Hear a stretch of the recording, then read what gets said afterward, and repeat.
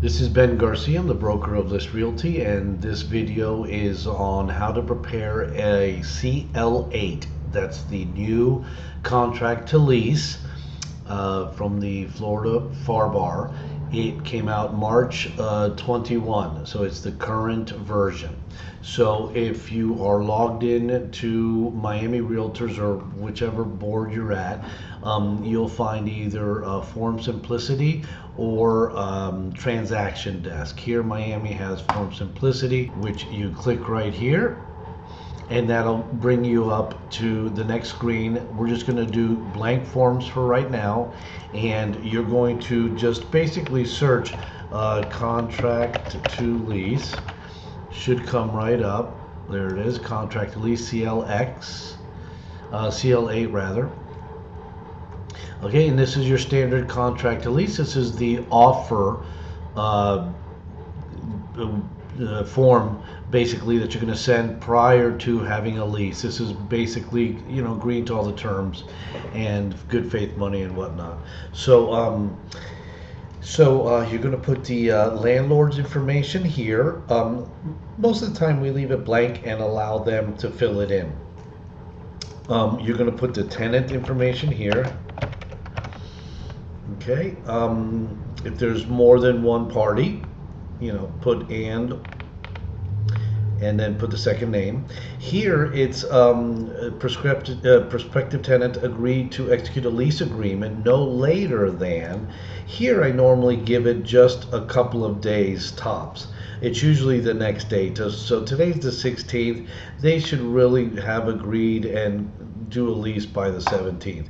If for some reason they're looking for other offers or whatever, you are not obligated to go through with this if they sign it after that date, in case you have been out with your client shopping something else while they're entertaining other offers or what have you. So don't put this too far out, basically. Okay, so the property described below, the lease will include the terms set forth in paragraph 3 through 12 of this contract to lease and other mutually agreed terms. The landlord will prepare the lease. Okay, typically the landlord will prepare the lease. If the landlord's agent is busy for whatever reason, sometimes they're out of town, we don't mind doing that and preparing the lease. So now this is deposits with the intention of entering into a lease. So this is basically the good faith deposit.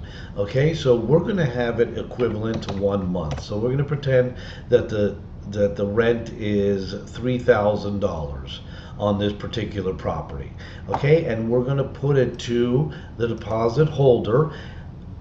You can put it to whoever holds escrow. It could be your realty company. It could be a third party title company, escrow company, etc. So we have our own escrow company. Okay, but for right now, for the purposes of this video, we're just going to write TBA. Okay. But the information would be there. The property address, we'll just put 123 Main Street.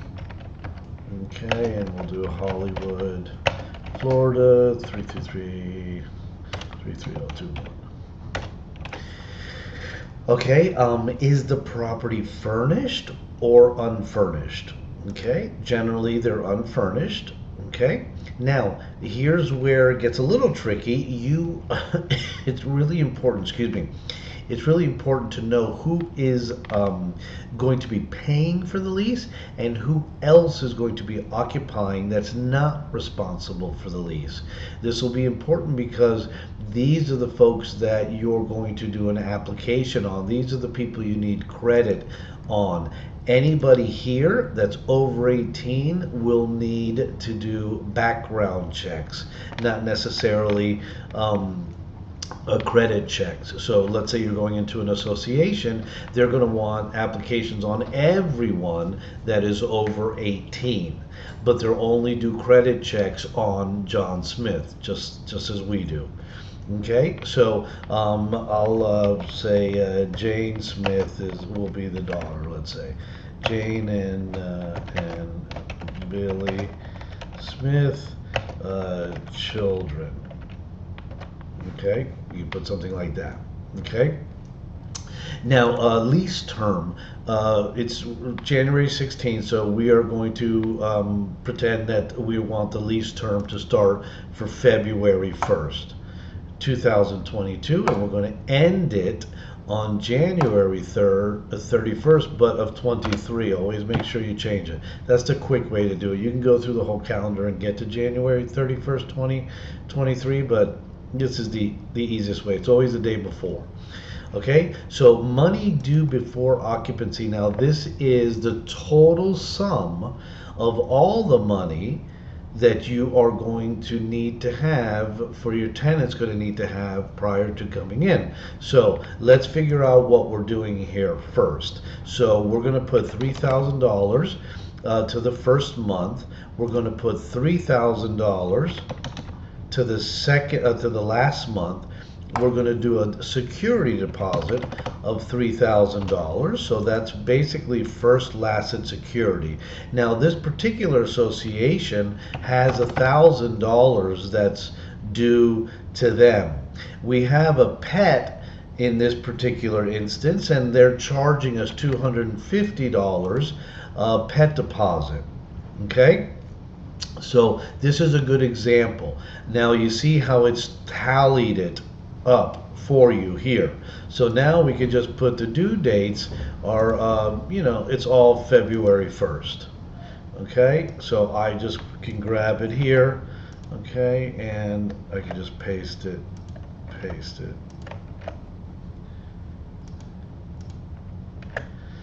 Okay, so real easy. Everything is due prior to the beginning or on the day of a walkthrough. Okay, so now this $3,000, okay, that is a deposit. That is the paragraph 2 deposit that will be credited as follows. Okay, so we're going to credit it to the first month. You cannot credit it to the security deposit. Okay, although it's called deposit, it's not security deposit. Credit it to the first month so that when it comes time to close, the listing agent or the title company or whoever's holding the escrow can cut the commission checks to each of the realty companies. It is legal to do that for the if it comes out of the first month. You can't do it if it comes out of security deposit. Okay, so basically everything is due on that date, even though you're giving the first month or the good faith in advance. Sometimes it's okay if you put this date to be, let's say, the 17th. That's not a problem because you're actually depositing it with the escrow company technically, okay? But it's not really being dispersed until the 1st. So sometimes your clients feel more comfortable with that. Either way is fine. Now, step 6 or paragraph 6 is what is the total rent of the lease term. So we're doing 1 year times 12, so it's $36,000. Okay, here in Florida, we really usually don't pay any taxes on anything on the rent. It's just the number is the number. If somebody's paying the rent in full, this is where you would put in that information. Okay, but generally you'll be working on monthly. It defaults to the first day if left blank. Okay, sometimes you'll start in the middle of the month. Okay, and each payment will be $3,000. Okay, so in this particular instance, we said that we do have a pet, and I'll just put one dog under 20 pounds. Okay, you can just write one dog 20 minus. You can put pounds. Okay, you can put the name of the dog, the breed of the dog. Okay, but we're just keeping it simple for now. Smoking generally prohibited, so pretty standard to click on that. Now, number 9 is utilities. The tenant will pay for all utilities during the lease term, connection charges, deposits, with existing utility connections to the property, except for, so now condos almost always have water. So you would exclude water. So they're paying for everything except water and trash. Okay, sometimes the condos have cable. Okay, so anything that you've agreed upon with the landlord, you can put here. Okay, so sometimes in single family homes, landscaping and pool service is included in the payment, so you don't have to pay those. Okay, and you put that here. Now, landlord will be responsible for maintenance and repair of property except for, here it's very simple. We write repairs under $100. That's generally understood. They might require it to be a little bit more, but that's just general. So if a toilet gets clogged, you repair it. If a light bulb goes out, you repair it. If a handle falls off of a cabinet door, you replace it. You're not going to be consistently calling the landlord for every tiny little thing. But if the AC goes out, or the refrigerator goes out, or there's there's leakage in the roof or something like that, you're going to want to have your tenant contact the landlord right away. So now we come to the association approval. So we spoke about condos, and they're going to have associations. Some single family homes will have associations, HOAs also. So where applicable, this lease is contingent upon the condominium, cooperative, or homeowners association approval. The tenant will pay an application fee of, and you'll generally find this on the MLS, but in general, it's $100 per person, $100 per married couple. There may be a separate screening fee, okay, but the associations by law in Florida as of now, which is January 16th, 2022, this is the standard of $100 per applicant, $100 per married couple. Okay, and then you're going to need to have your tenant apply to the association by a certain time. So when you do this offer, try to have it no more than 3 days or so from when you expect to have the lease. Okay, the landlords are going to want to see things moving kind of quickly. Okay, but at the same time, you don't want to put your tenant in undue duress. Let's say if let's say the landlord didn't get back the lease until the 19th, now the tenant's got to scramble. Okay, so you've got to really keep an eye on these dates and make sure in the event that the lease doesn't get to you in time, you're going to want to speak to them and say, look, we're going to be applying on the 21st, and make sure you get that in writing so that they don't come back and say you didn't apply when you were supposed to. We want to garnish the the deposit money. Okay, it's very important that when your tenants do the association application, that they are truthful as possible. Being denied by the association generally will allow the tenant to receive their deposit back. But if they have been materially misrepresenting, or there's something that can be construed as them not doing what they're supposed to do, then the landlord could have recourse. Okay, so you want to make sure you're very careful that the association approval paperwork is filled out properly. Additional terms, here's where you would write something like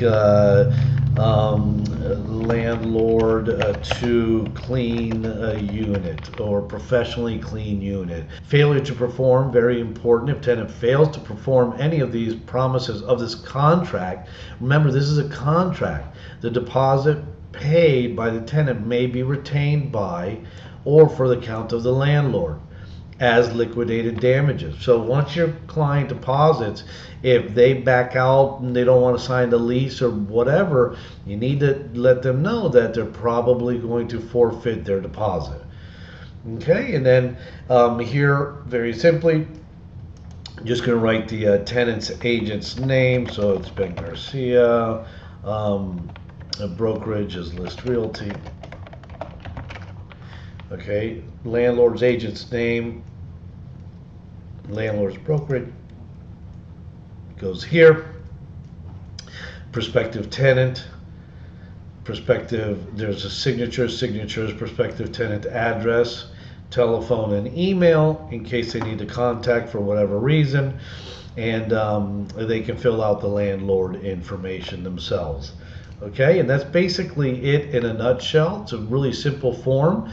There's a DocuSign video where you'll see that how to do the DocuSign, but in general, you have tenant initials here, and this is 2 initials for one person, and this is 2 initials for one person. This is not first name initial, last name initial. This is for 2 separate individuals.